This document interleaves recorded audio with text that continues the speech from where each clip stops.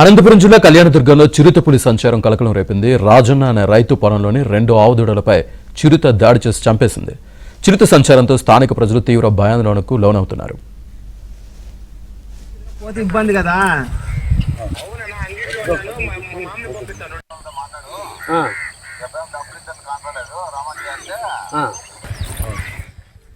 చిరుతల సంచారంపై అటవీశాఖ అధికారులకు పలుమార్లు ఫిర్యాదు చేసిన ఫలితం లేదని స్థానికులు వాపోతున్నారు. ప్రాణాల్ని అరచేతులు పెట్టుకుని వ్యవసాయ పొలాలకు వెళ్లాల్సిన దుస్థితి ఏర్పడిందని ఆవేదన వ్యక్తం చేస్తున్నారు. చిరుతల దాడుల నుంచి తమ ప్రాణాలను రక్షించాలని అటవీశాఖ అధికారులకు విజ్ఞప్తి చేశారు.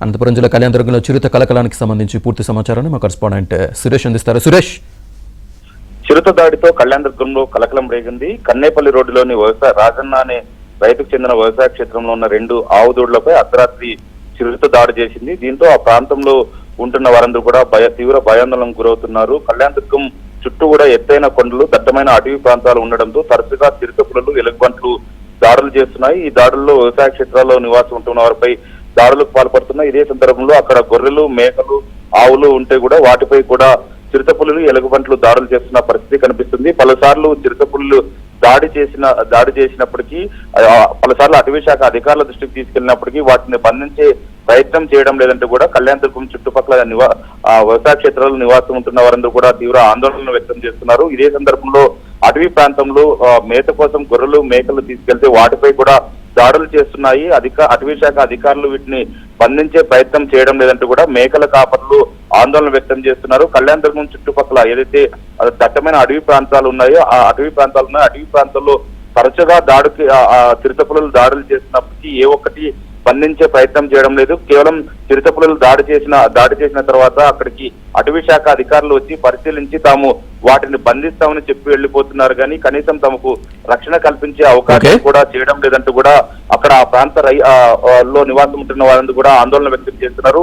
ఇప్పటికైనా అటవీ శాఖ అధికారులు స్పందించి చిరుతపులుల దాడి నుంచి రక్షణ కల్పించాలని కోరుతున్నారు. Srinivas. Right Suresh, thank you. Sir, Kalyanadurgam Kavalithota Guntakaru కాలనీలో సార్, ఇక్కడ ఊరికి దగ్గరలోనే ఒక తోట ఉంది. మేము ఇంటి ముందరే తోట చేసుకుంటున్నాము. కన్నేపల్లి రోడ్డు ఇది. ఇక్కడ అర్ధరాత్రి వేళ ఒక చిరుత వచ్చి 2 దూడలను తినేయడం జరిగింది. మాకు రక్షణ కల్పించాలని ప్రభుత్వాన్ని కోరుతున్నాం సార్. చిన్న పిల్లలు అందరూ ఉంటుంటాము. అవి ఏ టైంలో వస్తాయనేది ఎట్లా అనేది మాకు తెలియడం లేదు. ఇంతకు ముందు కానీ ఇలాగే జరిగింది.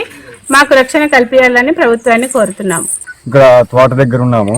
తోటలోను మాకు చిరుత దాడి ఎక్కువైపోయింది. మాకు అడవి శాఖ వాళ్ళకి సహకరించినా కానీ వాళ్ళు పట్టించుకోవడం లేదు.